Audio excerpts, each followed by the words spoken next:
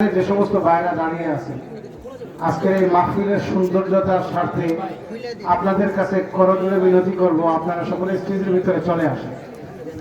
Please দয়া করে সবাই ভিতরে চলে আসেন, এখানে কেউ দাঁড়াবে। ছোট্ট করে একটা ঘোষণা দিচ্ছি, মোহাম্মদ রাশেদ আহমদ, বাড়ি হেমায়তপুর, বয়স আনুমানিক, ছেলে হারানো গিয়েছে। যদি কেউ পেয়ে থাকেন তাহলে মাহফিলের প্যান্ডেলে নিয়ে আসবেন। কোরআন ও হাদিস থেকে ওয়াজ ও নসিহত পেশ করবেন বিশিষ্ট ইসলামী চিন্তাবিদ ও আলোকবর্ষী বক্তা, এদেশের লাখো তৌহিদি জনতার হৃদয়ের স্পন্দন হযরত মাওলানা মুফতি সাইফুল ইসলাম সাহেব।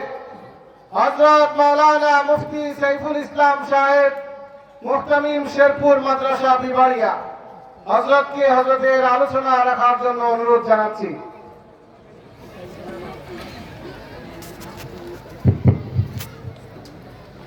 السلام عليكم ورحمة الله وبركاته. وعليكم السلام ورحمة الله وبركاته.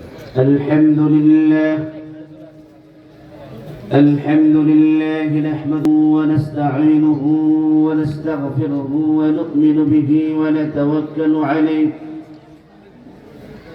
ونعوذ بالله من شرور أنفسنا ومن سيئات أعمالنا. من يهده الله فلا مضل له ومن يضلله فلا هادي له. ونشهد أن لا إله إلا الله وحده لا شريك له. ونشهد أن سيدنا وسندنا وحبيبنا وحبيب ربنا ومعشوقنا ومحبوبنا ومرشدنا ومولانا محمدا عبده ورسوله صلى الله عليه وعلى جميع النبيين وعلى آله الطيبين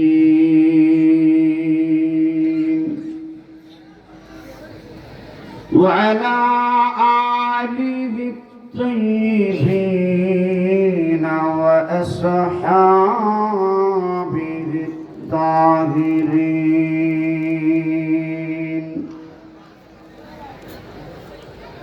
أما بعد فقد قال الله تعالى في كلام المجيد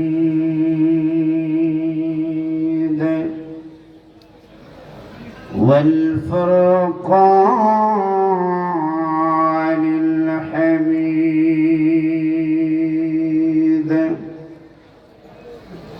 أعوذ بالله من الشيطان الرجيم. بسم الله الرحمن الرحيم. إنا عرضنا الأمانة على السماوات والأرض والجبال فأبين أن يحملنها وأشفقن منها وحملها الإنسان إنه كان ظلوما جهولا. بارك الله لنا ولكم في القرآن العظيم ونفعنا وإياكم بالآيات والذكر الحكيم. أستغفر الله لي ولكم ولسائر المسلمين فاستغفروه إنه هو الغفور الرحيم. وجاء في حديث الشريف عن النبي صلى الله عليه وسلم أنه قال: قال رسول الله صلى الله عليه وسلم: إن الله يرفع بهذا الكتاب أقواما ويضع به آخرين، أو كما قال عليه الصلاة والسلام. وقال رسول الله صلى الله عليه وسلم: اقرأوا القرآن فإنه يأتي يوم القيامة شافعا لأصحابه، أو كما قال عليه الصلاة والسلام. وقال رسول الله صلى الله عليه وسلم: تبروا بالقرآن فإنه خرج من الله، أو كما قال عليه الصلاة والسلام. وقال رسول الله صلى الله عليه وسلم: القرآن حبل الله المتين، أو كما قال عليه الصلاة والسلام. زبان كل محبة درود بريم أمر بري. اللهم صل على محمد وعلى آل محمد كما صليت على إبراهيم وعلى آل إبراهيم إنك حميد مجيد. اللهم بارك على محمد وعلى آل محمد كما باركت على إبراهيم وعلى آل إبراهيم إنك حميد مجيد. بلغ العلا بكماله كشف الدجى بجماله حسنت جميع خصاله صلوا عليه وآله. إلهي دخا دے ہمیں دیاری مدینہ. الله أكبر. الہی بنا دے ہمیں غباری مدینہ. بلغ العلا بكماله كشف الدجى بجماله حسنت جميع خصاله صلوا عليه وآله. قدم میں مصطفیٰ کی میرا معذر ہوتا وہ خاک پاک ہے نہیں خاک سر ہوتا. بلغ العلا بكماله كشف الدجى بجماله حسنت جميع خصاله صلوا عليه وآله. خلق میں اشرف ہو ہم یہ تیری مہربانی में अशरफ हो हम, ये भी तेरे मेहरबानी। बलगल उला बिकमालिही कशफत दुजा बिजमालिही हसनत जमीअ खसालिही सल्लु अलैहि व आलिहि। अल्लाहुम्मा सल्लि व सल्लिम व बारिक अलैहि। জামিয়া মুহাম্মাদিয়া শামসুল উলুম কবরস্থান মাদ্রাসা ও এতিমখানার 16তম বার্ষিক সভা উপলক্ষে হাফেজ ছাত্রদের পাগড়ি প্রদান উপলক্ষে ঐতিহাসিক তাফসীর কোরআন মাহফিলের সম্মানিত শ্রদ্ধাভাজন সভাপতি সাহেব, দিগার মুআজ্জাজ মুকাররম হযরত উলামায়ে কেরাম, দূর দূরান্ত থেকে আগত দিন দরদি মুসলমান ভাইরা, পর্দার আড়ালের অত্যন্ত ভদ্রতা আমার মা ও বোনেরা, মহান রব্বুল আলামিনের দরবারে অগণিত অসংখ্য শুকরিয়া জ্ঞাপন করি। এই মহান রব্বুল আলামিন দুনিয়ার সকল ঝামেলা থেকে পৃথক করে দোকানপাটে তাসটুলি বিসিরির পর্দার সামনে না বসিয়ে আল্লাহ এবং আল্লাহর রাসূলের কোরআনের মজলিসে বেহেশতের বাগান রহমতি বরকতি মাহফিলে অংশগ্রহণ করার সেই তৌফিকটুকু দান করেছেন। এই জন্য মহান স্রষ্টার দরবারে কালিমাতুশ শুকর আদায় করি, আলহামদুলিল্লাহ। আমি আপনাদের সামনে কোরআনে কারিমার 22 পারার সূরাতুল আহজাবের 72 নম্বর আয়াতে কারিমা তেলাওয়াত করেছি। আল্লাহর নবীর অগণিত হাদিস থেকে 4খানা হাদিস আমি পড়েছি। ইনশাআল্লাহ আমার নির্ধারিত সময়ের মাঝে একখানা আয়াত 4খানা হাদিস সামনে রেখে আমার আলোচনা, আমা তৌফিকি ইল্লা বিল্লাহ। আমার তেলাওয়াতকৃত আয়াতে কারিমায় আল্লাহ তাআলা আলোচনা করেছেন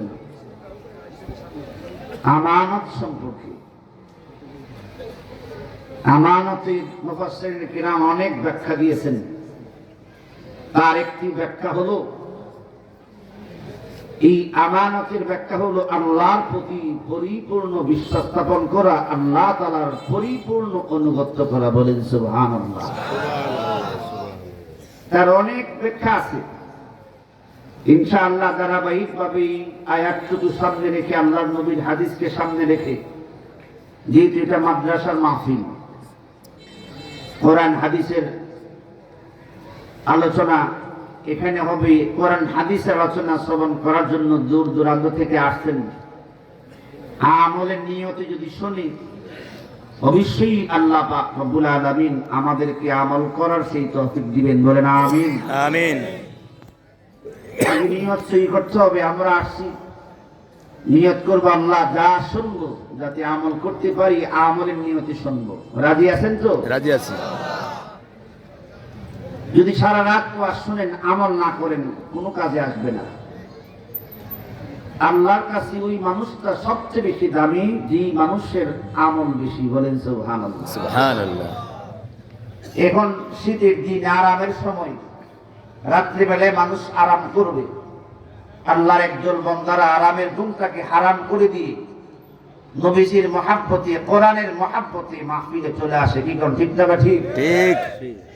এই জন্য ভাই, আমাদের পুরা জিন্দেগিটা চলবে কোরআন এবং হাদিস মোতাবেক। যদি কোরআন এবং সুন্নাহ মোতাবেক নিজের জীবনটাকে পরিচালনা করতে পারি, দুনিয়াতে শান্তি, পরকালে আল্লাহ তাআলা মুক্তির ব্যবস্থা করে দিবেন। ঠিক। যে আমানত আল্লাহ তাআলা পৃথিবীর মধ্যে সবচেয়ে বড় 3টা জিনিস আল্লাহ সৃষ্টি করেছেন। কয়টা জিনিস? 3টা। সবচেয়ে বড় 3টা জিনিস, সবচেয়ে বড়। বলেন তো দেখি, জমিন বড় না আসমান বড়? আসমান বড়। বুঝেন না আমার কথা? আসমান জমিন বড়। বড় না আসমান বড়? আসমান বড়। আসমান বড়। আমার তেলাওয়াত আয়াতে কারিমা আল্লাহ তাআলা বলেন, এই আমানত মানব জাতি গ্রহণ করার আগে আমি আল্লাহ আসমানকে বলছিলাম আমানত গ্রহণ করার জন্য। বলেন সুবহানাল্লাহ। সুবহানাল্লাহ। আমার ভাইয়েরা, আল্লাহ পাক রব্বুল আলামিন বলেন, এই আমানত আমি আল্লাহ আসমানের উপরে বহন করতে চেয়েছিলাম, নাজিল করতে চেয়েছিলাম। আসমান এই আমানত বহন করতে অস্বীকার করেছেন। অথচ এই আল্লাহ সৃষ্টির মধ্যে সবচেয়ে বড় হলো আকাশ। আকাশ একটা নয়, দুইটা নয়। আল্লাহ পাক রব্বুল আলামিন বলেন, আমি 7টি আকাশ সৃষ্টি করেছি। আমি আপনি যে আকাশ দেখতে পাই, এটা হলো প্রথম আকাশ। এমন একটা নয়, দুইটা নয়, রব্বে কারীম 7টি আকাশ সৃষ্টি করেছেন। এক একটা আকাশ আল্লাহ তাআলা এক একটা পদার্থ দিয়ে সৃষ্টি করেছেন। আল্লাহ নবী রহমতে আলম বলেন, এই প্রথম আকাশটা 500 বছর রাস্তার সমান মোটা ফুট। সুবহানাল্লাহ। আমার ভাইয়েরা, এইভাবে দুই আকাশের মাঝখানে 500 বছরের রাস্তা ফাঁকা রয়েছে। জমিন থেকে আসমানের দূরত্ব 500 বছরের রাস্তা। আসমানটা মোটা হলো 500 বছরের রাস্তার সমান। সুবহানাল্লাহ। দুই আকাশের মাঝখানে আরো ফাঁকা আছে 500 বছরের রাস্তা। এমন ভাবে আল্লাহ পাক রব্বুল আলামিন একটি নয়, দুইটি নয়, 7টি আকাশ সৃষ্টি করেছেন। আল্লাহ পাক রব্বুল আলামিন 7 আসমান সৃষ্টি করে বললেন, আমি তোমাদের মাঝে আমার আমানত নাজিল করতে চাই। কি বলো? আসমানের জবান খুলে গেছে। আসমান বলেন, রব্বে কারীম, যদি এই আমানত সঠিকভাবে পালন না করা হয় তাহলে কি হবে? আমানত পালন করা হলে কি পুরস্কার? আল্লাহ পাক রব্বুল আলামিন বলেন, আসমান শুনে রাখো, যদি আমানত সঠিকভাবে পালন করতে পারো, আমি আল্লাহর বিধান যদি পরিপূর্ণভাবে পালন করো, আমি আল্লাহর পরিপূর্ণ যদি অনুগত্য করো, আমি আল্লাহর আদেশগুলো যদি মেনে নিতে পারো, আমি আল্লাহর বিনিময়ে তোমাদেরকে সওয়াব দেব। শুধু তাই নয়, আমি আল্লাহ জান্নাত দান করে দেব। আসমান বলে, রব্বে কারীম, এই আমানত, এটা বড় দায়িত্ব। রব্বে কারীম, এটা আমি বহন করতে পারবো না। ফাআবাইনা আইয়াহমিলনাহা। আল্লাহ পাক রব্বুল আলামিন বলেন, এই আমানত আসমানের উপরে যখন আমি আল্লাহ নাযিল করতে চেয়েছিলাম, আসমান জবাব দিয়েছে, ফাআবাইনা আইয়াহমিলনাহা ওয়া আশফাকনা মিনহা। শুধু তাই নয়, আসমান ভয়ে কম্পিত হয়ে গেছে। রব্বে কারীম, সম্ভব নয় আমানত বহন করা। আল্লাহ আমানত বহন করতে পারবো না, অস্বীকার করলেন। আমার ভাইয়েরা, আসমান কত বড়, এত বড় বস্তু হওয়ার পরে আসমান অস্বীকার করলেন। আল্লাহ পাক রব্বুল আলামিন এবার জমিনকে ডাকলেন, হে জমিন, আমি তোমার মধ্যে আমার আমানত অবতীর্ণ করতে চাই, নাযিল করতে চাই। জমিন, তুমি কি জবাব দাও? তুমি কি আমার আমানত বহন করতে রাজি আছো? জমিনও জবাব দেয়, ফাআবাইনা আইয়াহমিলনাহা। রব্বে কারীম, এই আমানত বহন করতে পারবো না, এটা বড় কঠিন বিষয়। আল্লাহ, সম্ভব নেই আমানত বহন করা। ওয়াশফাকনা মিনহা। জমিন ভয়ে কম্পিত হয়ে গেল। রব্বে কারীম, আমার দ্বারা সম্ভব না। 7 আকাশ 7 জমিন কত বড়, 7 আকাশ আমানত বহন করেন নাই, 7 জমিন আমানত বহন করেন নাই। আল্লাহ পাক রব্বুল আলামিন জমিন সৃষ্টি করার পরে এই জমিন নড়াচড়া করি। আল্লাহ পাক রব্বুল আলামিন জমিন নড়াচড়া করে বিদায় আল্লাহ জমিনকে খোঁটা দিলেন, পাহাড় সৃষ্টি করে জমিনের মধ্যে পাহাড় সৃষ্টি করলেন। যে মাত্র পাহাড় সৃষ্টি করে দিলেন, জমিন আর নড়াচড়া করে না, কাঁপে না। পাহাড় সৃষ্টি করার আগে জমিন থরথর করে কাঁপতে থাকতো। আল্লাহ বলে, হে জমিন, তুমি যেভাবে কাঁপতেছো, এই জমিনে আমার বান্দারা বসবাস করবেন, এইভাবে কাঁপতে তো হবে না। আল্লাহ পাক রব্বুল আলামিন জমিনের কাঁপা বন্ধ করার জন্য জমিনের মধ্যে পাহাড় সৃষ্টি করে দিলেন। আমার ভাইয়েরা, এই পাহাড় দেখি ফেরেশতারা সিজদা হয়ে গেলেন। ফাযিবাতিল মালাইকা। মিশকাতে হাদিস আল্লাহর নবী রাহমাতুল্লাহ আলাইহি বলেন, পাহাড় কত বড় শক্ত, যে জমিনটাকে আল্লাহ স্থির করে দিলেন পাহাড় সৃষ্টি করে, জমিন আর নড়াচড়া করে না। ফেরেশতারা বলে, রব্বে কারীম, পাহাড়ের চাইতে কোন শক্তিশালী জিনিসকে আপনি সৃষ্টি করেছেন? আল্লাহ বলেন, হ্যাঁ, পাহাড়ের চাইতে শক্তিশালী জিনিস আমি আল্লাহ সৃষ্টি করেছি। ফেরেশতারা বলে, আল্লাহ, যে জমিনটা এইভাবে থরথর করে কাঁপতো, আপনি পাহাড় সৃষ্টি করার পরে জমিন তো আর কাঁপে না, নড়াচড়া করে না, স্থির হয়ে গেল। পাহাড়ের চাইতে শক্তিশালী জিনিসটা কি আল্লাহ? আমরা জানতে চাই। রব্বে কারীম জবাব দেন, হে ফেরেশতারা, শুনে রাখো, পাহাড়ের চাইতে শক্তিশালী জিনিস আমি আল্লাহ সৃষ্টি করেছি। এইটা হলো লোহা, লোহা দিয়ে পাহাড় কেটে সমতল করা হয়। আমার ভাইয়েরা, যদি একটা বিকু লাগাই দেওয়া হয়, দেখবেন লোহা ওই পাথরের পাহাড় সৌদি আরবে মদিনাতে কাটতেছে, পাথরের পাহাড় কেটে সমতল করতেছে, রাস্তা বানাইতেছেন। আল্লাহ বলেন পাহাড়ের চাইতেও শক্তিশালী হইল লোহা, এই লোহা দিয়ে পাহাড় কেটে সমতল করা হয়। ফেরেশতারা আশ্চর্য হয়ে গেলেন, ফাযিবাতিল মালায়েকা রব্বে কারীম, যে জমিনের চাইতেও শক্তিশালী পাহাড়, পাহাড় যখন সৃষ্টি করলেন জমিন নড়াচড়া করে না, পাহাড়ের চাইতে শক্তিশালী হইল লোহা, লোহা দিয়ে পাহাড় কেটে সমতল করা হয়। রব্বে কারীম জানতে চাই, ওই লোহার চাইতে শক্তিশালী কোন জিনিসকে আপনি সৃষ্টি করেছেন? আল্লাহ পাক রব্বুল আলামিন বলেন, ও ফেরেশতারা, লোহার চাইতে শক্তিশালী জিনিস আমি আল্লাহ সৃষ্টি করেছি। ফেরেশতারা বলেন, আল্লাহ ওই জিনিসটার নাম কি? আল্লাহ বলেন, এটা হলো আগুন। বলেন সুবহানাল্লাহ। ফেরেশতারা বলে, আল্লাহ আগুন আবার কিভাবে শক্তিশালী হয়ে গেল? রব্বে কারীম বলেন, ফেরেশতারা শোনো, এই লোহা যখন আগুনের মধ্যে নিক্ষেপ করা হয়, লোহাটাকে একবারে পানির মতন, মোমের মতন গলে পানি পানি করে দেওয়া হয়। কি কোন ঠিক না বেঠিক? লোহা যদি আপনি আগুনে দেন, লোহাটা গলে যায়, পানি হয়ে যায়। ফেরেশতারা ফাযিবাতিল মালায়েকা, ফেরেশতারা আশ্চর্য হয়ে গেল, রব্বে কারীম আগুনের এত শক্তি, যে লোহা পাহাড় কেটে সমতল করে দেয়। এই আগুনের মধ্যে লোহা নিক্ষেপ হওয়ার দ্বারা এই লোহাটা সাথে সাথে মোমের মতন গলে পানি হয়ে যায়। ফেরেশতারা বলে, রব্বে কারীম ওই আগুনের চাইতে শক্তিশালী কোন জিনিস কি আর সৃষ্টি করেছি? আল্লাহ বলে, হ্যাঁ, এর চাইতে শক্তিশালী জিনিস আমি আল্লাহ সৃষ্টি করেছি। ফেরেশতারা বলে, রব্বে কারীম ওই শক্তিশালী জিনিসটার নাম কি? আল্লাহ বলে, এটা হলো পানি। আগুন যখন ধাউ ধাউ করে জ্বলতে থাকে, ছোট্ট একটা বাচ্চা যদি এক বালতি এক কলসি পানি দিয়ে দেয়, সাথে সাথে আগুনটা নিভে যায়। কি কোন ঠিক না বেঠিক? ঠিক। ফাযিবাতিল মালায়েকা, ফেরেশতারা আশ্চর্য হয়ে গেলেন, রব্বে কারীম আগুনের চাইতে শক্তিশালী পানি, ওই পানি দিলে আগুনটা একবারে নিভে যায়। আল্লাহর কাছে ফেরেশতারা প্রশ্ন, রব্বে কারীম আগুনের চাইতে পানির চাইতে শক্তিশালী আর কোন জিনিস সৃষ্টি করেছেন?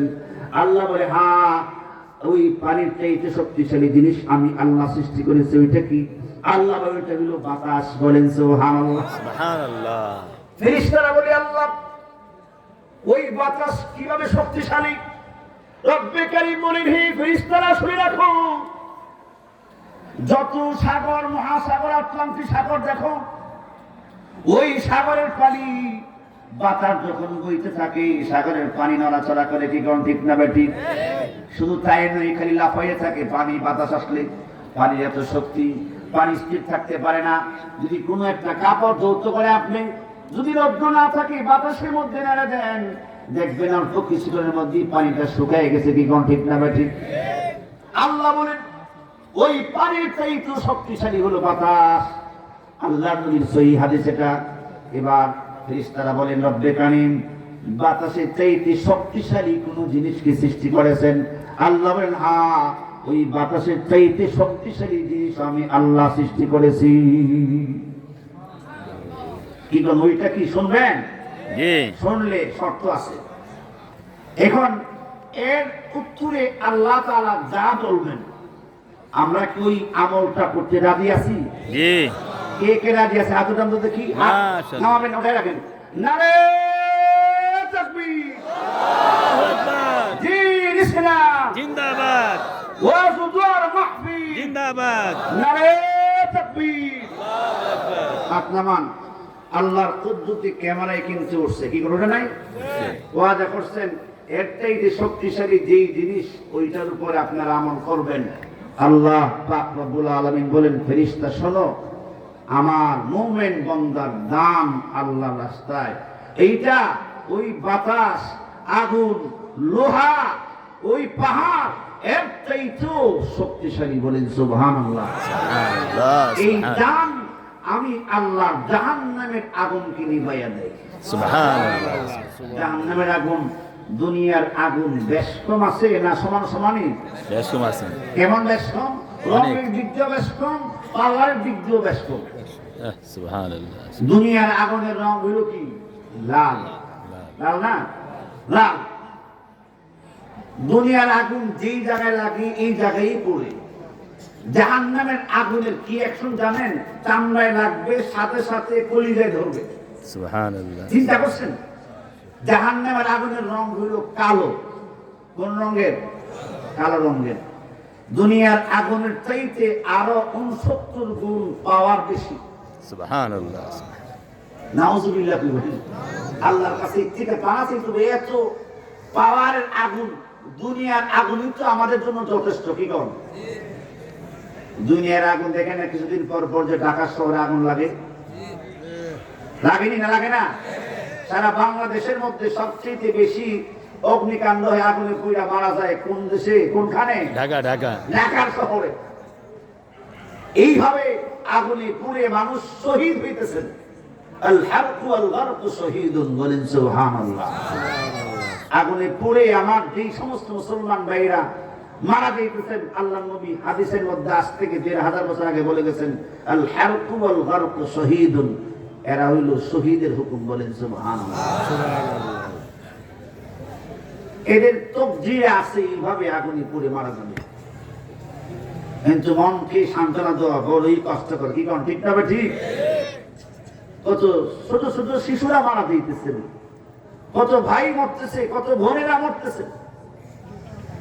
এই জন্য ভাই আল্লাহ নবী বলেন, আল্লাহ তাআলার ঘোষণা, মুমিনের দানের এত পাওয়া, চিন্তা করছেন কত শক্তিশালী। সবচেয়ে শক্তিশালী ছিল পাহাড়, পাহাড়ের চাইতে শক্তিশালী লোহা, লোহার চাইতে শক্তিশালী হলো কি? আগুন, আগুনের চাইতে শক্তিশালী পানি, পানির চাইতে শক্তিশালী বাতাস। এই পাঁচটার চাইতে শক্তিশালী মুমিনের দান, বলেন সুবহানাল্লাহ। মাঝে মধ্যে আল্লাহর পক্ষ থেকে কিছু অফার দেওয়া হয়। অফার বুঝেননি? দেখেন না ব্যবসায়ীরা মাঝে মধ্যে অফার দেয়। ওই দিন দেখলাম টাঙ্গাইল ঘাটে লেগেছে, প্রোগ্রাম করতাম, ওইখানে গিয়ে দেখি এক মার্কেটে দিয়ে রাখছে, যদি কোট সেলাই করেন আমার এই দোকান থেকে তাহলে 60 ফ্রি। কি ফ্রি? 60 ফ্রি। 60 ফ্রি, দামি একটা 60 ফ্রি। এই জন্য ভাই অনেকেরা ওঠা বসা করতেছেন, একটু আগে ওয়াদা করছেন, যদি বৈশা কইলাম দাঁড়াই নাই, আল্লাহর ক্যামেরা বসে আল্লাহ বলবে তুমি তো ধোঁকাবাজ মুমিন। আল্লাহ তাআলা পৃথিবীতে মানুষ সৃষ্টি করছেন 3 প্রকারের। কয় প্রকারের? 3 প্রকারের। কয় প্রকারের মানুষ? 3 প্রকারের। 3 প্রকারের। আল্লাহ 3টা আইন দুনিয়াতে করছেন, 3টা আইন পরকালে করছেন। মানুষও কয় প্রকারের? 3 প্রকারের। 3 প্রকারের মানুষের 3টা সূরা আল্লাহ তাআলা কোরআনে নাযিল করছেন। প্রত্যেক প্রকারের, প্রত্যেক দলের নামে একটা সূরা কোরআনে আছে। মানুষ কয় দল? 3 দল। 3 দলের 3টা সূরা, প্রত্যেক দলের নামে আল্লাহ একটা সূরা নাযিল করছেন। আমি ইনশাআল্লাহ আমরা কোন দলে আছি আলোচনার পরে আপনারা সিদ্ধান্ত নেবেন। একদল মানুষ হলো মুমিন। আমরা কি? মুমিন। মুমিন বুঝেন না?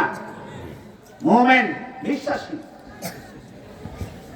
আল্লাহ পাক রব্বুল আলামিন বলেন, পৃথিবীর 3 দল মানুষের মধ্যে আমি আল্লাহর কাছে সবচেয়ে প্রিয় হলো মুমিন বান্দারা। কারা প্রিয়? মুমিন। যারা মুমিন। মুমিন হলো আল্লাহর বন্ধু, বলেন সুবহানাল্লাহ। সুবহানাল্লাহ। আল্লাহু ওয়ালিয়্যুল্লাযীনা আমানু ইখরিজুহুম মিনায-যুলুমাতি ইলান-নূর। আল্লাহ পাক রব্বুল আলামিন বলেন, হে দুনিয়ার মানুষ শুনে রাখো, সকল মানুষের মধ্যে আমি আল্লাহর কাছে সবচেয়ে দামি যে মানুষগুলি আমি আল্লাহ, যে মানুষগুলিকে ভালোবাসি, যারা আমি আল্লাহর বন্ধু, তাদের নাম হলো মুমিন।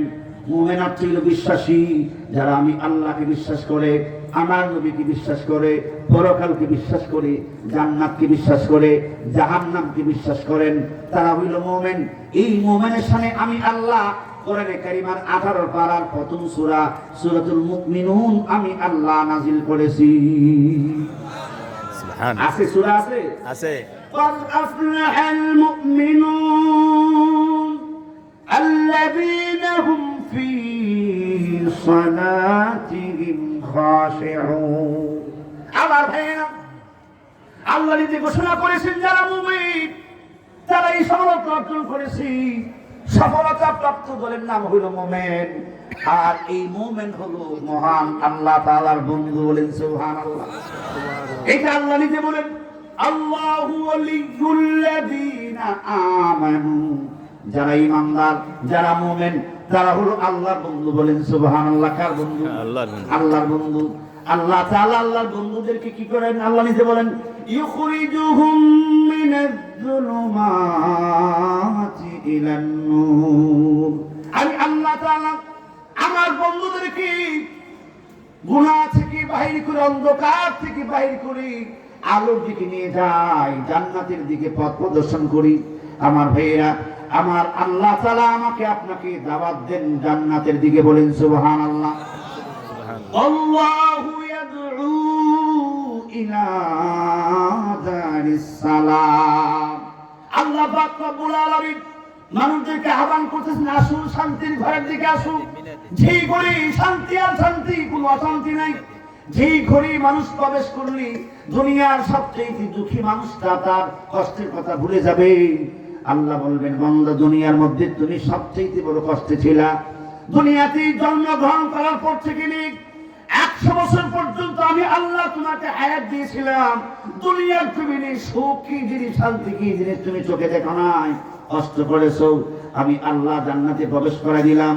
আল্লাহ এবার বলবে, দুনিয়ার জীবনটা তোমার কেমন ছিল?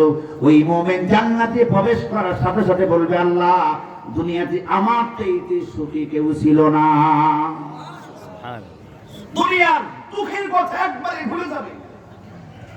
এই জন্য আমার ভাইয়েরা, আল্লাহ তাআলা আমাকে আপনাকে মুমিন বানাইলেন, মুসলমান বানাইলেন, আল্লাহর বন্ধু বানালেন। এর চাইতে দামি আল্লাহর বান্দার মধ্যে আর কেউ হতে পারে না। এর বিপরীতে আসেন আরেকটা দল, মুমিনের উল্টা, এটা হলো কাফের। এটা কোন দল? কাফের। কাফের। দুনিয়াতে কাফের আছে না নাই? আমার ভাইয়েরা, আল্লাহ পাক রব্বুল আলামিন বলেন, কাফির কাদের কি মনে? কোরআনের পরিভাষায় কাফের বলা হয় অস্বীকারী। যারা আল্লাহকে অস্বীকার করে, নবীকে অস্বীকার করে, পরকালকে অস্বীকার করে, জান্নাত জাহান্নামকে অস্বীকার করে, তারা হইল কাফের। আল্লাহ তাআলা 30 পারায় এই কাফেরদের সম্পর্কে এক সূরা নাযিল করেছেন, সূরাতুল কাফিরুন। আছে? আছে। কুল ইয়া আইয়ুহাল কাফিরুন। যারা কাফের তারা কার বন্ধু? আল্লাহ নিজে বলেন, ওয়াল্লাযীনা কাফারু আউলিয়াউহুম আত-তাগুত ইখরিজুনাহুম মিনান নূরি ইলাজ-জুলুমাত। আল্লাহ পাক রব্বুল আলামিন বলেন, যারা কাফির তারা আমি আল্লাহর বন্ধু না। আউলিয়াহুম আত-তাগুত, তারা হলো শয়তানের বন্ধু। কার বন্ধু? শয়তানের বন্ধু। শয়তান এদেরকে কি করে দেখেন? ইখরিজুনাহুম মিনান নূরি ইলাজ-জুলুমাত। শয়তান তাদেরকে ওই অন্ধকারের দিকে নিয়ে যায়, আলো থেকে বাইরে করে, ইসলামের পথ থেকে বাইরে করে, দ্বীনের পথ থেকে বাইরে করে এদেরকে অন্ধকারের দিকে নিয়ে যায়, জাহান্নামের দিকে নিয়ে যায়। আমার ভাইয়েরা, শয়তান কখনো আমাদের দ্বারা ভালো কাজ চায় না। শয়তান সবসময় আমার আপনার দ্বারা গুনার কাজ করাইতে চায়। শয়তান আমার আপনার বন্ধু না শত্রু? শত্রু। এটা আল্লাহ নিজে বলেছেন। এই জন্য এই ব্যাপারে খুব চৌকান্ন থাকবেন। এই যে আজকে মাহফিল হইতেছে, শয়তান খুশি না বেজার? হুজুরে বলেন, খুশি না বেজার? বেজার। কারণ শয়তান জানে মানুষ হইলে এই মুসলমানরা যারা বেনামাজি, এরা ওয়াজ শুনে, নসিহত শুনে নামাজি হয়ে যায়। কি কম ঠিক না? ঠিক। ঠিক। যাদের মধ্যে দিন নাই তারা দিনদার হয়ে যায়। মা বোনদের মধ্যে যারা পর্দাহীন তারা পর্দানিশীল হয়ে যায়।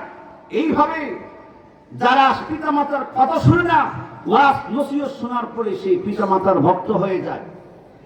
এই জন্য শয়তান আমাদের এই মাহফিল দেখলে, ওয়াজ দেখলে, তাফসীর দেখলে কোন মানুষের উপরে ভর করে এই ওয়াজ, তাফসীর, মাহফিল এইগুলি বন্ধ করার ষড়যন্ত্র করে। ঠিক না? ঠিক। ঠিক। কারণ শয়তান জানে এইগুলি দ্বারা মানুষের হেদায়েত হয়, ওয়াজের দ্বারাই মানুষের অনেক উপকার হয়। ওয়াজ করার জন্য আল্লাহ পাক রব্বুল আলামিন স্বয়ং নবীজিকে বলেছেন। বলেন সুবহানাল্লাহ। ওয়াযাক্কির فإن الذكرى تنفع المؤمنين আল্লাহ বলেন নবী আপনি ওয়াজ করেন অবশ্যই যারা মুমিন এই মুমিনদের ওয়াজ উপকারে আসবে। এই জন্য ভাই শয়তান আমাকে আপনাকে খারাপ কাজে গুনার কাজে ওয়াজ থেকে নসিহত থেকে তাবলীগ থেকে দ্বীনের কাজ থেকে দূরে সরানোর চেষ্টা করবে কয়দিন? মৃত্যুর আগ পর্যন্ত। মৃত্যুর সময় সে আমার আপনার কাছে যাবে। নবীজি বলেন ওই সময় যাবে তোমার কাছে জানো কোন সুরতে? ওই সময় সে যাবে তোমার বংশের যারা মারা গেছে, তোমার আব্বা না মারা গেলে আব্বার সুরতে আসবে, তোমার আম্মা মারা গেলে আম্মার সুরতে আসবে, দাদা মারা গেলে দাদার সুরতে আসবে, দাদি মারা গেলে দাদির সুরতে আসবে, নানি মারা গেলে নানির সুরতে আসবে, নানা মারা গেলে নানার সুরত ধারণ করে আসবে। মৃত্যুর সময় যখন চাকটা চলবে তখন সে আপনার বংশের যারা মারা গেছে একদম নিকট আত্মীয় যদি আব্বা আম্মা মারা গিয়ে থাকে আব্বা আম্মার সুরতে দুইটা শয়তান আসবে, আয়েশা বলবে আব্দুল্লাহ কি পড়তেছ? সুরত তো আব্বা আম্মা। সে বলে আব্বা কালেমা পড়তেছি। নবীজি বলছেন কালেমা নিয়ে মারা গেলে সে জান্নাতি। বলেন সুবহানাল্লাহ। এখন ওই শয়তান রূপী মাতা পিতা বলবে না না কালেমা পড়ার দরকার নাই। সে বলবে কেন? তো শোনো আমরা তো মারা গেছি না আছি জীবিত। সে বলবে না মারা গেছেন, আমি তোমার আব্বা, এটা হলো তোমার আম্মা, আমরা দুজন কবর থেকে আসছি, কবরে কি হয় না হয় আমরা সব দেখে আসছি। দুনিয়াতে উলামায়ে কেরাম যা বলে কবরে শাস্তি হয়, কবরে প্রশ্ন হয়, সব মিথ্যা, আমরা দেখছি কিছুই নাই। বলেন নাউজুবিল্লাহ। আসলে কি এটা তার পিতা মাতা? কে? আপনি ওই সময় চিন্তা করবেন হুজুররা তো বলছে ঠিকই, কিন্তু হুজুররা তো মারা গিয়ে আয়েশা বলছে তো আমার আব্বা আম্মা তো মারা গেছে, এরা কবর ঠিক আছে। আয়েশা বলতেছে এরা কবর ঠিক আছে, বলতেছে কবরে কষ্ট নাই, কবরে কোনো শাস্তি নাই, কিচ্ছু নাই। হুজুররা যা বলছে সব মিথ্যা, আমরা কবরে গিয়ে একটাও সত্য পাইছি না। ওই সময় আপনি চিন্তা করবেন আব্বা আম্মা মারা গিয়ে আয়েশা আমারে বলতেছে, আর হুজুররা তো মারা যায় না, দুনিয়াতে ওয়াজ নসিহত মাহফিলে তাফসীরে বলছে। এখন আপনি পড়বেন একটা টেনশনে কথাটা কোনটা সত্য। মনে মনে দেখবেন ভাবিতে বেড়া তো মৃত্যুবরণ করে বাস্তবে প্র্যাকটিক্যালি দেখাইছে। ওই সময় শয়তান ধোঁকা দিয়ে যদি আপনার ইমানি দৌলতটা নিয়ে যেতে পারে, আপনি বেঈমান হয়ে মারা গেলেন, চিরকাল জাহান্নামে থাকতে হবে। ওই সময় আপনি যদি দুনিয়াতে মুসলমানের কাজ করে থাকেন, আল্লাহর কোরআন নবীর সুন্নাহ মোতাবেক আমল করে থাকেন, আল্লাহ তাআলা একদল ফেরেশতা পাঠাইয়া চিনেই দিবে এই দুইজন তোমার মাতা পিতা নয়, এরা হলো শয়তান। বলেন সুবহানাল্লাহ। তাহলে এই সাহায্যটা কখন পাবেন? যদি দুনিয়াতে আপনি কোরআন সুন্নাহ মোতাবেক কি করে যান? আমল করে যান। আর যদি দুনিয়াতে কোরআন সুন্নাহ নাম শুনলে আপনার শরীরের পশম দাঁড়ায়ও যায়, উলামায়ে কিরাম দেখলেই মাথা নষ্ট হয়ে যায়, মাথার চান্দি গরমে যায় হুজুরের নাম শুনলেই। আসেনি এমন একদল? ঘটনা মান হয়েছে বলতে আপনি আপনাদের কষ্ট হইতেছে না? বলেন বলেন। কর্তৃপক্ষ আমার সময় দিছে, আল্লামা মুফতি হাবিবুল্লাহ মাহমুদ কাসেমি দামাত বরকাতুম আসার আগ পর্যন্ত রাজি আছেন তো? আছি আলহামদুলিল্লাহ। আমিও রাজি আছি ইনশাআল্লাহ। হযরত আসার আগ পর্যন্তই আপনাদেরকে নিয়ে সময় কাটাবো। আপনি রাজি তো? রাজি। এখন যতটুকু সময় লাগো, এক লোক মারা গেছে, মারা যাওয়ার পর কি করেন? মুসলমান মারা গেলে আমরা কি করি? আরে গোসল দিই, তারপরে কি পড়াই? কাফন পড়াই, তারপরে কি জানাজা পড়া হয়, তারপরে কি কাজ? কবরে দাফন করা হয়। না আপনাদের দেশে আর কোনো ভিন্ন নিয়ম আছে? আপনাদের এই সাভারে একই তো নিয়ম, কি করে মরতে হবে না? এমন কেউ আছেন বলে না হুজুর আমি চুক্তি করেছি, আমার কোনো মরণ নাই? আছেন কেউ? নাই। আল্লাহ তিনটা আইন বলছিলাম, কয়টা আইন? একটা আইন, মরতে হবে। আপনি রাজা হন, বাদশাহ হন, যত ক্ষমতাধর হন, কি করতে হবে? মুসলমান হন, কাফের হন, নাস্তিক হন, বেঈমান হন, আল্লাহর এই আইনটাকে পৃথিবীর এমন কোন মানুষ নাই অমান্য করতে পারবে। কয়টা আইন? তিনটা আইন। আল্লাহ কয়টা আইন? কোন কাফের নাস্তিক বেঈমানরাও এই আইনকে অস্বীকার করে না। এর মধ্যে এক নম্বর কোনটা? মরতে হবে। কুল্লু নাফসিন যায়িকাতুল মাউত সুম্মা ইলাইনা তুরজাউন। আল্লাহ পাক রব্বুল আলামিন বলেন, যাদের প্রাণ আছে আত্মা আছে মরতে হবে, আমি আল্লাহর কাছে ফিরে যেতে হবে। আল্লাহ পাক রব্বুল আলামিনের কাছে গিয়ে নিজের জীবনের হিসাব দেওয়া লাগবে, কি কোন ঠিক না ঠিক? আমাকে আপনাকে আল্লাহ না তো সৃষ্টি করেন নাই। আফাহাসিবতুম আন্নামা খালাকনাকুম আবাসান ওয়া আন্নাকুম ইলাইনা লা তুরজাউন। আল্লাহ পাক রব্বুল আলামিন বলেন, ও বান্দা তোমরা কি মনে করছো আমি আল্লাহ তোমাদেরকে অনার্থ সৃষ্টি করেছি? না না, অনার্থ সৃষ্টি করে নাই।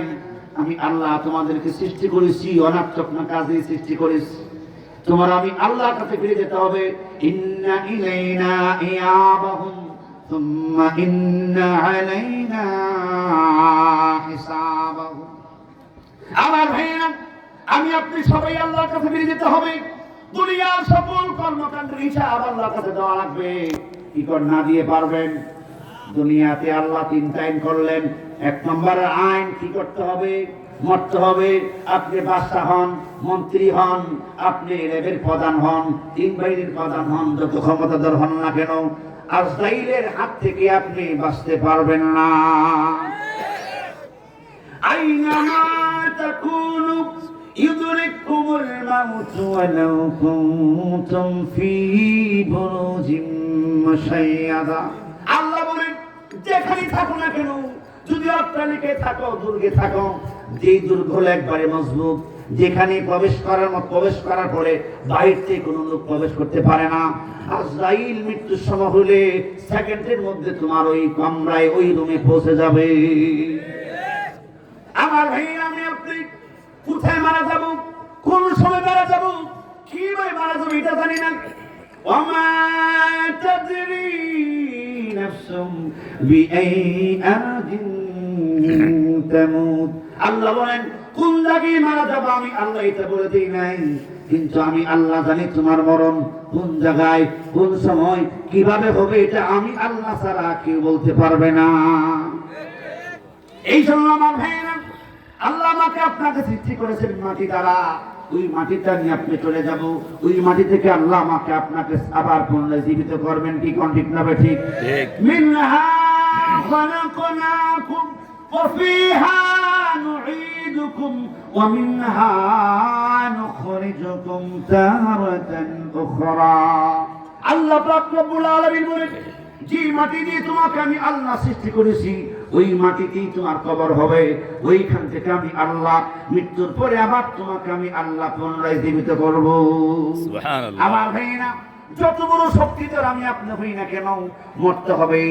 মরণ থেকে পলায়ন করে বাঁচতে পারবো না। এই জন্য ভাই, আল্লাহর এই আইন, পৃথিবীর এমন কোন মানুষ নাই যে মানুষ আল্লাহর আইনটাকে অমান্য করতে পারে। जिस दिन तुम दुनिया में आ गई हो, तेरी आज़ान इक़ामत हो गई, सिर्फ तुम पर नमाज़ी जानाज़ा बाकी। कभी बोले, যে যে দুনিয়াতে আগমন করেছো, ডান কানে আযান হয়ে গেছে, বাম কানে ইকামত হয়ে গেছে, শুধু জানাজার নামাজটা বাকি আছে। কি কোন ঠিক না ঠিক? যেদিন আজরাই আপনার প্রাণ পাখিটাকে বাহির করে ফেলবে, মসজিদের মাইকে ঘোষণা হবে, আব্দুল করিম, আব্দুল রহিম, আব্দুল সাত্তার দুনিয়াতে না, ইন্তেকাল করেছেন। বাদ জোহর তার জানাজা হবে। আমার ভাইয়েরা, মসজিদের পালকিটা ঘরের দরজার সামনে চলে যাবে। একদল মানুষ আপনার গোসলের ব্যবস্থা করবেন, আরেকদল মানুষ আপনার কবরে যাবে কবর খনন করার জন্য, আরেকদল মানুষ বাজারে যাবে কাফনের কাপড় আনার জন্য। কি কোন ঠিক তবে ঠিক? আমি আপনি মারা যাওয়ার পরে তিনটা জিনিস আমাদের সাথে কবরে যাবে। কয়টা? ইয়াতবাউল বাইতা সালাস ফায়ারজিউ ইসলাম ويبقى معه واحد يتبعه أهله وماله وعمله আল্লাহ নবী রহমতে আলম বলেন মানুষ মারা গেলে তিনটা জিনিস তার সাথে কবরে যায় ফায়ারজু ইসলাম দুইটা কবর থেকে আবার বাড়িতে ফিরে আসে আল্লাহ নবী বলেন কোন দুইটা ফিরে আসে ও আমার ভাইরা আমি আপনি মারা গেল আমার আপনার সাথে তিনটা জিনিস কবরে যাবে কি যাবে না যাবে। কি কবরে যায় তিনটা জিনিস কবরে যায় নবীজি বলেন তুই মারা যাওয়ার পরে তোমার এই দুনিয়া থেকে বিদায় হওয়ার পরে যেই ঘরে তোমাকে রাখা হবে যেটা আলোয় বরজখের ঘর যেই ঘরে দুনিয়ার সমস্ত মানুষ যাইতে হয় ওই কবরের মধ্যে রাখা হবে ওই কবর খনন করার জন্য দুনিয়া থেকে তোমার বাড়ি থেকে কিছু মাল যায় কবর খনন করতে ঠিক আছে কবর খনন করার জন্য যন্ত্র লাগেনি কি লাগে কোদালের প্রয়োজন হয় বেলসার প্রয়োজন হয় ওই কোদাল দিয়ে বেলসা দিয়ে কবরটা খনন করার পরে ওই মাটিগুলো উঠানো হয় যখন কবর খনন করা শেষ ও ভাই সাভারবাসীরা বলেন কবর খনন করা শেষ হওয়ার পরে যন্ত্রগুলি কি কবরে দিয়ে দেন না বাড়িতে আসে নবীজি বলেন তোমার এই মাল আবার তোমার বাড়িতে ফেরত আসবে আত্মীয় স্বজনেরা পাড়া প্রতিবেশীরা তোমাকে কবরে নিয়ে যাবে দাফন করার জন্য দাফন করে তারা কবরে থাকবে না কি কোন চলে আসে না থাকে কবরে মাটি দিয়ে আপনি কবরস্থ করে তারা বাড়িতে চলে আসেন নবীজি বলেন তোমার মা চলে আসবে তোমার আত্মীয় স্বজন পাড়া প্রতিবেশীরা দাফন করে চলে আসবেন ওই কবরে তোমার একা একা থাকা লাগবে ঠিক। আল্লাহ 2 নম্বর আইন কবরে যাওয়ার সময় দুনিয়ার টাকা পয়সা বাড়ি গাড়ি নারী ছেলে মেয়ে আত্মীয় স্বজন পাড়া প্রতিবেশী সব রাইখা তুমি একা একা কবরে যাইতে হবে না দুইজন কবরে যায় যে মারা যায় সেই কবরে সই কি কর আল্লাহ আইন করছেন 2 নম্বর আইন মারা যাওয়ার পরে সাথে কোনো টাকা নিতে পারবা না মারা যাওয়ার পরে সাথে কোনো ল্যাপ তোষক বিছানা নিতে পারবা না তুমি খালি কবরে যাইতে হবে পাড়া প্রতিবেশী আত্মীয় স্বজন স্ত্রী ছেলে মেয়ে কাউকে তোমার সাথে কবর নিতে পারবা না কি কর না নিয়ে যান আপনারা একা একা কবরে যাইতে হবে দুনিয়ার টাকা পয়সা তুমি কোটি কোটি টাকার মালিক তোমার টাকা পয়সা সব রাইখা খালি হাতে কবরে যাওয়া লাগবে কি কোন ঠিক না ঠিক আল্লাহ আইন করছেন 2 নম্বর আইন টাকা পয়সা সব রাইখা বাড়ি গাড়ি সব রাইখা একা একা কবরে যাবা আমার ভাইয়া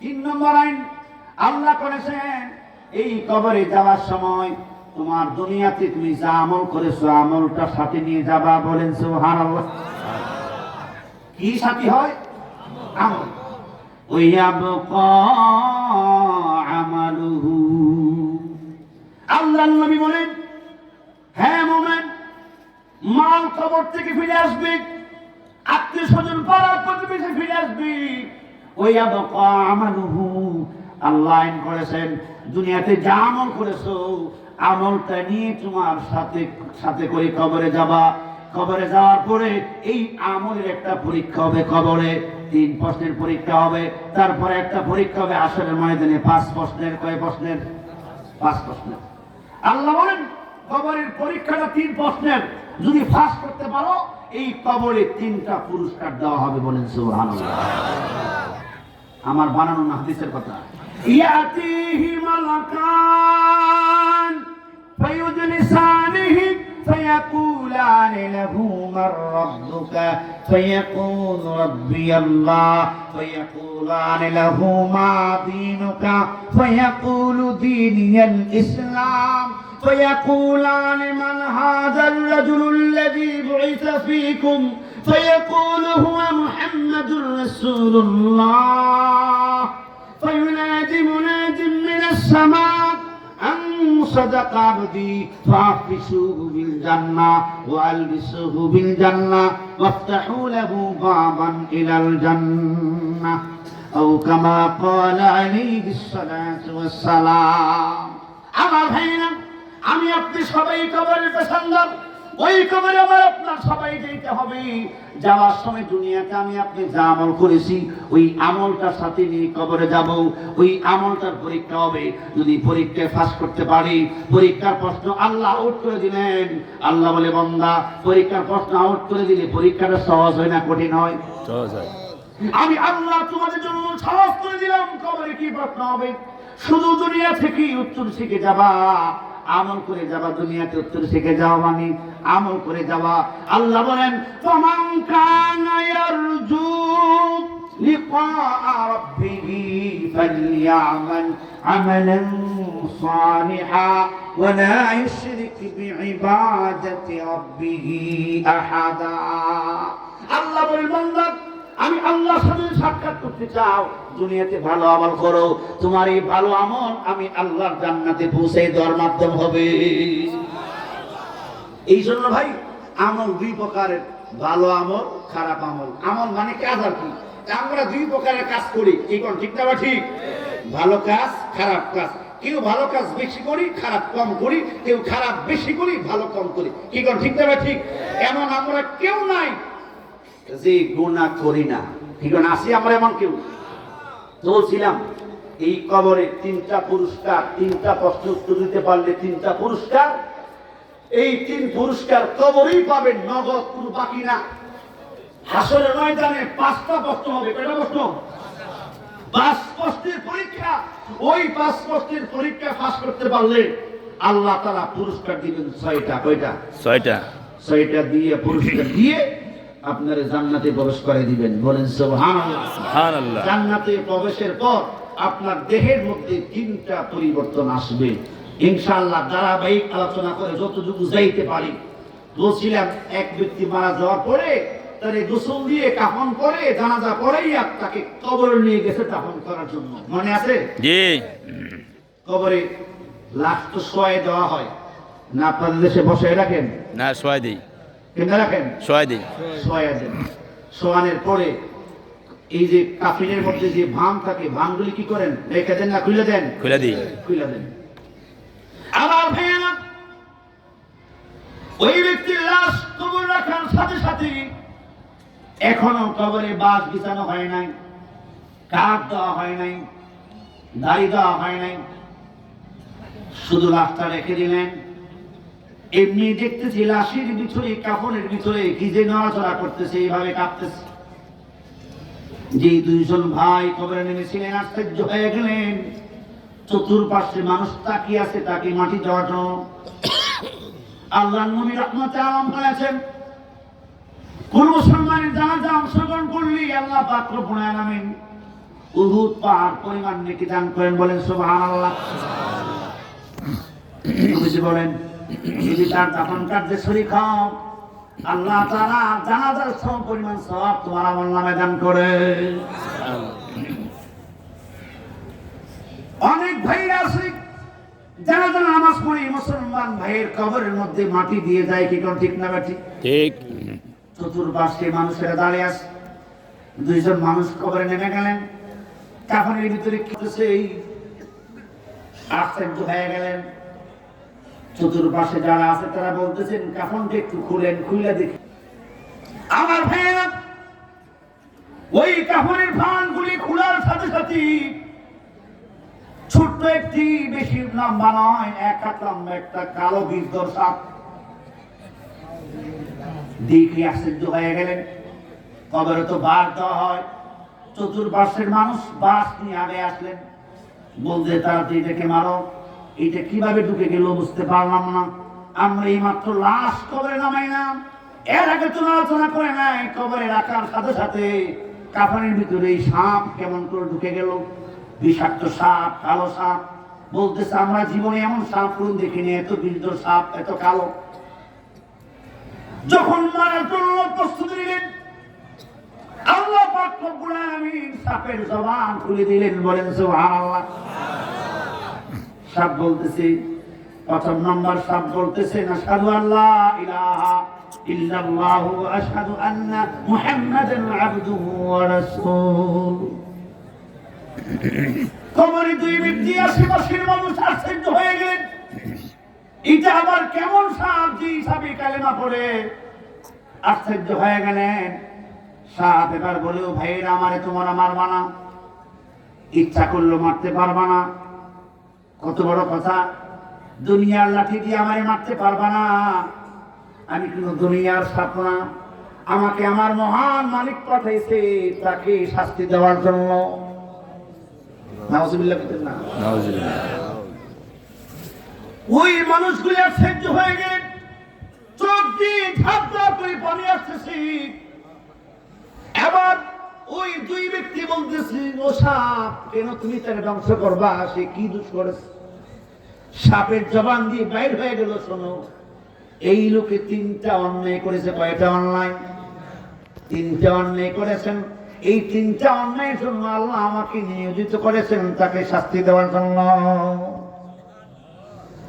লা ইলাহা ইল্লাল্লাহ লা ইলাহা ইল্লাল্লাহ জোরে জোরে লা ইলাহা লা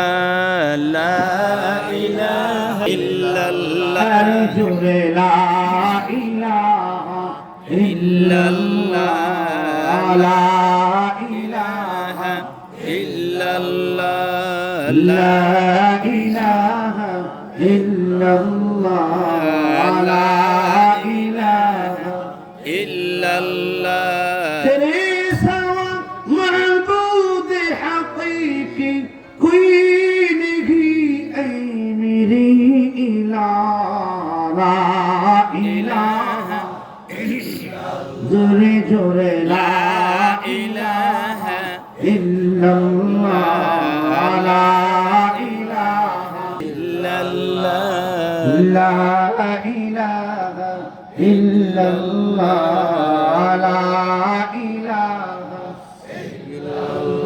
এই কালিমা পড়লে পরে, এই কালিমা পড়লে পরে মাফ হয়ে যায় সব গুনাহ। লা ইলাহা ইল্লাল্লাহ লা ইলাহা ইল্লাল্লাহ জোরে জোরে লা ইলাহা ইল্লাল্লাহ লা ইলাহা ইল্লাল্লাহ ইলাহা ইল্লাল্লাহ মাশাআল্লাহ লা ইলাহা ইল্লাল্লাহ এই কালিমার পাঠক যারা, এই কালিমার পাঠক যারা হবে জান্নাতে ঠিকানা। লা ইলাহা ইল্লাল্লাহ লা ইলাহা ইল্লাল্লাহ লা ইলাহা ইল্লাল্লাহ লা ইলাহা ইল্লাল্লাহ সব্বিদারি আলিনা সব্বিদারি আলিনা করছে ইনাম সাজনা। লা ইলাহা ইল্লাল্লাহ লা ইলাহা ইল্লাল্লাহ লা ইলাহা ইল্লাল্লাহ লা ইলাহা ইল্লাল্লাহ লা ইলাহা লা ইলাহা ইল্লাল্লাহ মুহাম্মাদুর রাসূলুল্লাহ সাল্লাল্লাহু আলাইহি ওয়াসাল্লাম। আমার ভাইরা, সাপের জবান আল্লাহ খুলে দিলেন। সাপ বলতেছি, ও দুনিয়ার মানুষেরা শুনে রাখো, আল্লাহ আমাকে জাহান্নাম থেকে পাঠিয়েছেন। আমি কোন দুনিয়ার সাপ না, তোমরা চেষ্টা করলে আমারে মারতে পারবা না। তোমাদের এমন শক্তি আল্লাহ দেয়নি আমারে মারার জন্য। তারপরও আমি বলতে, শোনো, আল্লাহ আমাকে পাঠিয়েছেন শাস্তি দেওয়ার জন্য। দুনিয়ার মানুষগুলি বলে, কেন শাস্তি দিবা? সাপের জবান দিয়ে আল্লাহ বাইর করে দিলেন, ও সাপ বলে দাও, তার মধ্যে তিনটা অন্যায় আছে, তিনটা দোষ আছে। কয়টা? তিনটা কারণে তার শাস্তি দেওয়ার জন্য আল্লাহ পাক রব্বুল আলামিন আমাকে পাঠাইছে। কি করে বলতাম না? বলেন বলেন আপনারা কষ্ট হইতেছে না আমার ভাইরা? এক নম্বরে সাপগুলি, তার প্রথম নম্বর দোষ, তার বাড়ি ওই মসজিদের পাশেই ছিল, দূরে ছিল না। সে আজান শুনে মসজিদে জামাতে নামাজ পড়তো না। প্রথম নম্বর দোষটা কি? মনে হয় আমাদের মধ্যে এই দোষ নাই, কি করে আছে? ও ভাই, কবরে যাওয়া লাগবে নি, সাথে বলে শোনো, তার প্রথম নম্বর দোষ হাইয়া আলাস সালাত, হাইয়া আলাল ফালাহ। আজান শুনেছি, নামাজের দিকে আসো, কল্যাণের দিকে আসো, দাওয়াত শুনেছি। মুয়াজ্জিন আজান শুনে জামাতে সে নামাজ পড়তো না, বাড়িতে একা একা পড়তো, মাঝে মধ্যে নামাজ পড়তো না, জামাতের সে গুরুত্ব দিত না। এই জন্য মহান আল্লাহ আমাকে প্রথম নম্বর দোষটা বলেছেন, সে যেহেতু জামাতে নামাজ পড়ে নাই, আজানের জবাব সে দেয় নাই, অর্থাৎ মসজিদে জামাতে নামাজ পড়ে নাই। এই জন্য আমি আল্লাহর পক্ষ থেকে নিয়োজিত হয়েছি তাকে শাস্তি দেওয়ার জন্য। এমন দোষ আমাদের মধ্যে আছে না নাই? আছে না।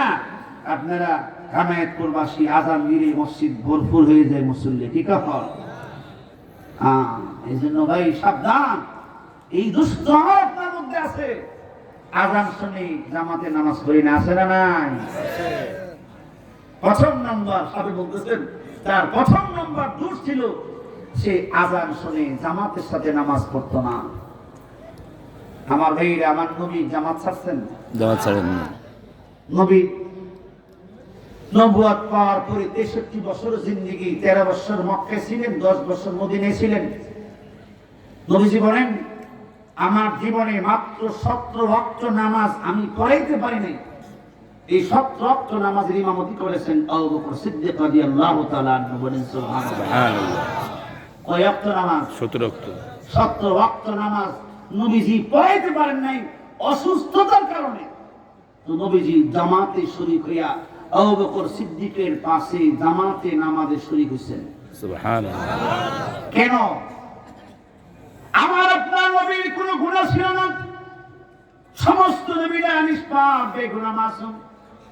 নবীজি দুইজন সাহাবীর কাছে ভর দিয়ে আমার নবী দাঁড়াইতে পারে না, হাঁটতে পারেন না। দুই সাহাবীর কাছে ভর দিয়ে আল্লাহর নবী জামাতে নামাজ পড়তে যান। আম্মা জান আয়েশা সিদ্দিকা রাদিয়াল্লাহু তাআলা আনহা বলেন, আল্লাহর নবী আপনি তো অসুস্থ, দাঁড়াইতে পারেন না, হাঁটতে পারেন না, জামাতে নামাজ পড়তে যাইতেছেন দুইজন সাহাবীর কাছে ভর দিয়ে। নবীজি বলেন, আয়েশা শুনে রাখো, আমার উম্মতকে তালিম দেওয়ার জন্য, যাতে আমার উম্মত অসুস্থ হলে আমি নবীর জীবনের দিকে তাকাবে। আমার নবী হাঁটতে পারে না, দাঁড়াইতে পারে না, তারপর নবীজি জামাতের সাথে নামাজটুকু আদায় করেছেন উম্মতকে শিক্ষা দেওয়ার জন্য। বলেন সুবহানাল্লাহ। আমার ভাইরা, আমি আপনি জামাতের গুরুত্ব দিতে হবে। ওই সাপ বলে আল্লাহ আমাকে আদেশ করেছেন, তাকে শাস্তি দেওয়ার জন্য। যদি সে ফজরের নামাজ না পড়ে থাকে, জোহর পর্যন্ত শাস্তি দেওয়া হবে। জোহরের নামাজ না পড়ে থাকলে আসর পর্যন্ত তাকে শাস্তি দেওয়া হবে। আসর নামাজ না পড়ে থাকলে মাগরিব পর্যন্ত তাকে ধ্বংস করা হবে। মাগরিবের নামাজ না পড়ে থাকলে এশা পর্যন্ত ধ্বংস করা হবে। এশার নামাজ না পড়ে থাকলে ফজর পর্যন্ত ধ্বংস করা হবে। এইভাবে আল্লাহর পক্ষ থেকে আমি আদিষ্ঠিত হয়েছি তাকে ধ্বংস করার জন্য। আল্লাহর নবী বলেন, ওই সাপ যদি একবার দুনিয়ার জমিনে সাপ বানাইতো, দুনিয়ার জমিনে ফসল হইতো না।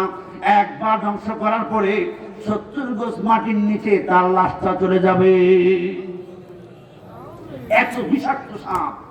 এই জন্য ভাই আমলের প্রয়োজন, আমল করতে হবে। 5 ওয়াক্ত নামাজ জামাতে আদায় করবো। রাজি আছি তো আমরা? ইনশাআল্লাহ। কে কে রাজি না? হাত উঠান। রাজি না? কে কে দেন রাজি না? রাজি না আপনারা? রাজি না হলে তুই সাহেব আছে হুজুর, আমরা ভাবছিলাম আপনি বলবেন কে কে রাজি। ঠিক ঠিক না? ঠিক। আমি কইছি উল্টা আর কি। মাশাআল্লাহ, আপনাদের নিয়ত সহি। মানে আমরা রাজি আছি হুজুর, 5 ওয়াক্ত নামাজ জামাতের সাথে আদায় করব। রাজি আছেন? ইনশাআল্লাহ। হাত উঠান দেখি। আল্লাহ তাকবীর, দিন ইসলাম জিন্দাবাদ। আল্লাহর ক্যামেরা কিন্তু উঠছে, ঠিক আছে? এই যে ক্যামেরাতে আমারে তুলতেছে, আপনাদেরকে উঠাইতেছে। জি। ফেরেশতারা চতুর্পাশে ক্যামেরা নিয়ে আসে। আল্লাহ, এই মানুষগুলি ওয়াদা করছে 5 ওয়াক্ত নামাজ জামাতে পড়বে, ঠিক। যদি এই ওয়াদা বরখেলাপ করেন তাইলে মানুষ তিন দল আছেন না, কয় দল? 3 দল। একদল মুমিন আর একদল কাফের কাফের। গেছিল, মনে আছে? ঠিক। আর একদল মুনাফিক। মুনাফিক। আর এসবার একটা সূরা আছে, সূরাতুল মুনাফিকুন, জি। আছে নি? আছে। দল কয়টা পাইলেন? তিনটা। মুমিনের সামনে 11 পারার প্রথম সূরা সূরাতুল মুমিনুন। দ্বিতীয় দল কাফের, কাফেরদের সম্পর্কে 30 পারায় সূরাতুল কাফিরুন, আছে নি? আছে। 3 নম্বর দল মুনাফিক, তাদের সম্পর্কে 28 পারায় আল্লাহ সূরা নাযিল করেছেন সূরাতুল মুনাফিকুন, নাই?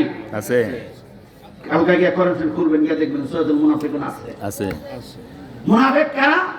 যারা মুখে একটা বলে অন্তরে আরেকটা। আপনারা কেমন? না। যা ওয়াদা করছেন তা ঠিক আছে তো আল্লাহ দিবে? ঠিক।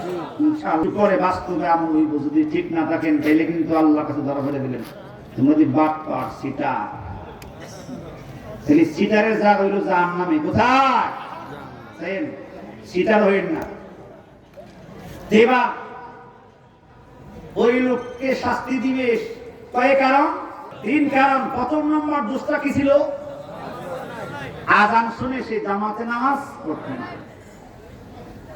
2 নম্বর কারণ, এটা বললে তো আপনাদের মনে কিছু অসুবিধা হইব, কি কোন কইতাম না? 2 নম্বরটা কোন?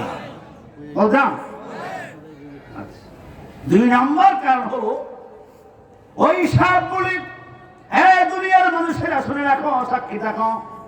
2 নম্বর কারণ, এই লোক বড় ধনী মানুষ ছিল, মালের যাকাত দিত না, পাড়া প্রতিবেশীকে দান করতো না, মসজিদ মাদ্রাসায় দান করতো না, সে গান বাজনায় নর্তকী নাচাইতো। এমন তো আমাদের মধ্যে আছে, কি কন? আরে না, ধনী মানুষ, সে যাকাত দিত না। 2 নম্বর দোষ অন্যায়, সে মালের পরিপূর্ণ হিসাব করে যাকাত আদায় করতো না। কোন গরিব মানুষ, দুঃখী মানুষ তার কাছে গেলে সে দান করতো না। এদেরকে ধাক্কে বাইর হয়ে যাও। যদি বলতো আমাদের এখানে বড় বিরাট একটা গান হবে, আমরা ঢাকা থেকে ওই পরিমণির মতন নায়িকাই নানা চাই না, 10 লাখ পাইবা। কয় লাখ? 10 লাখ। তা আমার একটু সুযোগ দিও আর কি, ওর জন্য কোনটা 10 লাখ দেওয়া। মসজিদ মাদ্রাসার জন্য 1 টাকাও না।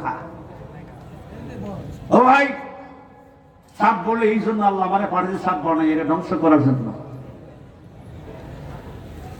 আমাদের মধ্যে এই দোষ আছে না নাই? আছে। আমি বলছিলাম আমার আলোচনাতে, আমানত আল্লাহ তাআলা আসমানকে দিলেন, গ্রহণ করছে? গ্রহণ করে নাই। এটা কি আমাদের চাইতে বড় না ছোট আসমান? বড়। কত বড়, বিশাল আকারের। আজ পর্যন্ত পৃথিবীর কোন বৈজ্ঞানিক আকাশের কিনারা তালাশ করে পায় নাই। সুবহানাল্লাহ। 2 নম্বর জমিন, জমিনও গ্রহণ করে নাই। 3 নম্বরে আল্লাহ চাইলেন জমিনকে, যেই জিনিস আল্লাহ খুঁটা দিলেন পাহাড়, ওই পাহাড়ও আমানত গ্রহণ করে নেই। করছে? ফাআবাইনা আইয়াহমিলনাহা ওয়া আশফাকনা মিনহা। ওই পাহাড় বলে আল্লাহ আমি গ্রহণ করতে পারবো না, ভয়ে কম্পিত হয়ে গেলেন। আল্লাহ বলেন ওয়া হামালাহাল ইনসান, এই আমানত গ্রহণ করেছে মানুষেরা। বলেন সুবহানাল্লাহ। সুবহানাল্লাহ। মানুষ সৃষ্টির মধ্যে সবচেয়ে দুর্বল। খুলিকাল ইনসানু দাঈফা। আল্লাহ নিজে কর, মানুষকে আমি আল্লাহ একবারে দুর্বল করে সৃষ্টি করেছি। বিশ্বাস হয় আমরা দুর্বল? জি। আসেন বাস্তবে দেখে দিই দুর্বল কেমনে। মুরগির বাচ্চা দেখছেন কোথা থেকে ফুটে? ডিম থেকে। ফুটার পরে কি করে? শুয়ে থাকে, বসে থাকে, কি করে? দৌড় দেয়। আর মানুষের বাচ্চা জন্মের পরে কি কম?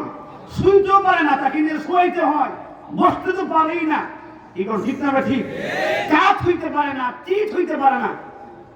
মুরগি একটা বাচ্চা ডিম থেকে ফুটার সাথে সাথে দৌড় দেয়। হাঁসের বাচ্চা ডিম থেকে ফুটার সাথে সাথে দৌড়াইয়া পানিতে গিয়ে জাফাইয়া পড়ে। কি কর? ঠিক না? ঠিক। আর আমরা কত শক্তিশালী জানেন? যদি এখানে কিছু মশা থাকে তখনই আমরা দুর্বল হয়ে যাই। কি করেন? মশার সাথে পারেন? মশার ভয়ে কয়েল ধরায়। কি কর? সাধারণ কয়েল দিলে ঢাকা শহরের মশা চলবে না, এটাতে হবে স্প্রে মারতে হবে। এরপরও আমি মরবো না, কিছুক্ষণ ডুবো হয়ে থাকবো। ঠিক আছে? ঠিক না? ঠিক। যখন স্প্রের পাওয়ার চলে যায় আবার এটা লাফায় লাফায় কানের কাছে এসে গান গায়। দেখছেন নি? মশার কাছে আমরা দুর্বল। একটা মুরগির বাচ্চা আমাদের চেয়ে কত সবল। গরুর বাচ্চাগুলি প্রসবের সাথে সাথেই দৌড় দেয়, হাঁটে। আমরা দুনিয়াতে আসার পরে কি এই শুয়ে থাকি, খাইতে গেলে মা মুখে খাবার দিলে আস্তে আস্তে আস্তে আস্তে খাইতে পারি। চিন্তা করছেন আমরা কত দুর্বল? আল্লাহ বলেন ওয়াহামালাহাল ইনসান, এই দুর্বল মানুষগুলি যে আমানত আকাশ গ্রহণ করে নাই, জমিন গ্রহণ করে নাই, পাহাড় গ্রহণ করে নাই, একটা থেকে একটা বড়, একটা থেকে একটা শক্তিশালী, এত বিশাল আকারের গ্রহণ করে নাই। ওয়াহামালাহাল ইনসান, মানুষ গ্রহণ করেছে। বলেন সুবহানাল্লাহ। মানুষের মধ্যে কে গ্রহণ করলো? বাবা আদম। বলছে আল্লাহ পূর্ণ অনুগত্য গ্রহণ করলাম, আমানত গ্রহণ করলাম, আপনার সকল বিধান মানব। হযরত আদম বলছে আল্লাহ আমানত মানলে কি লাভ? বলছে সওয়াব দেব, জান্নাত দেব। আল্লাহ বলেন যাও গ্রহণ করবা। আদম বলছেন আমি গ্রহণ করলাম আল্লাহ এই আমানত, আপনার পূর্ণ অনুগত্য করা হবে, আপনার সকল বিধান মানা হবে।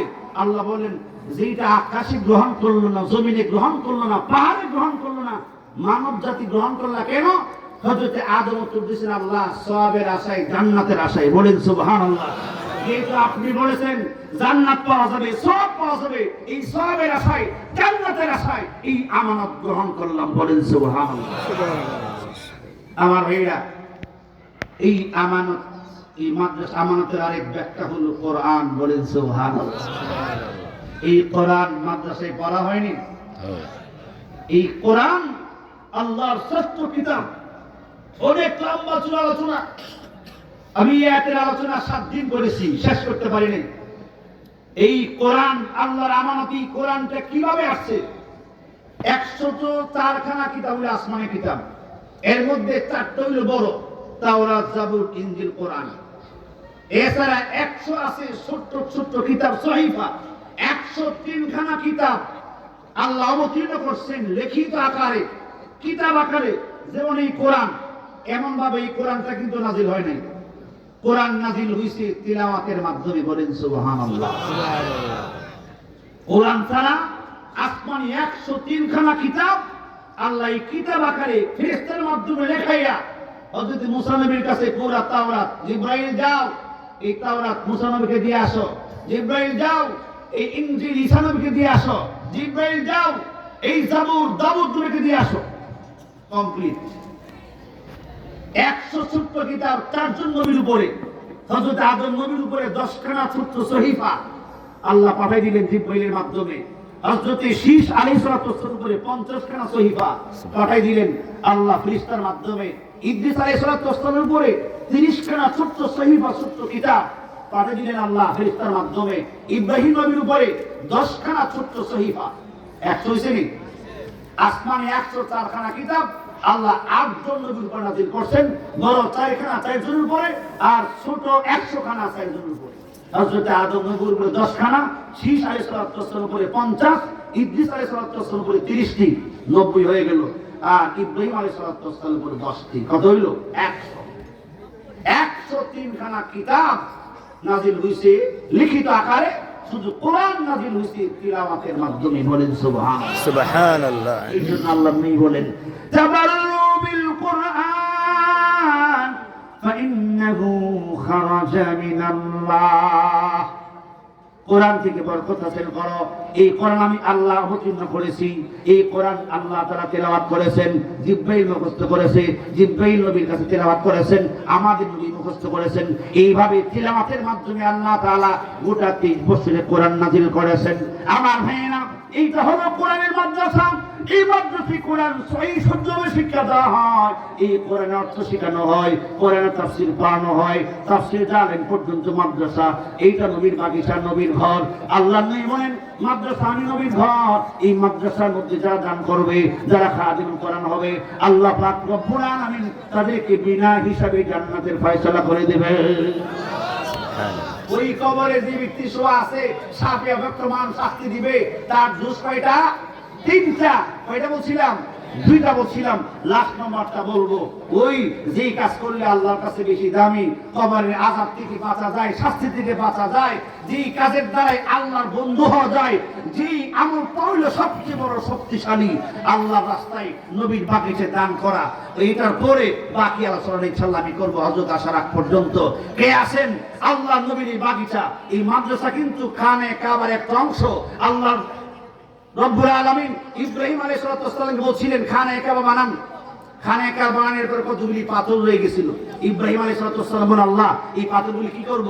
আল্লাহ বলছেন, দুই হাতে ছিটাইয়ে দেন। ছিটাই দিলে কি হবে? আমি ছিটা দিলে কতটুকু দূরে যাবে?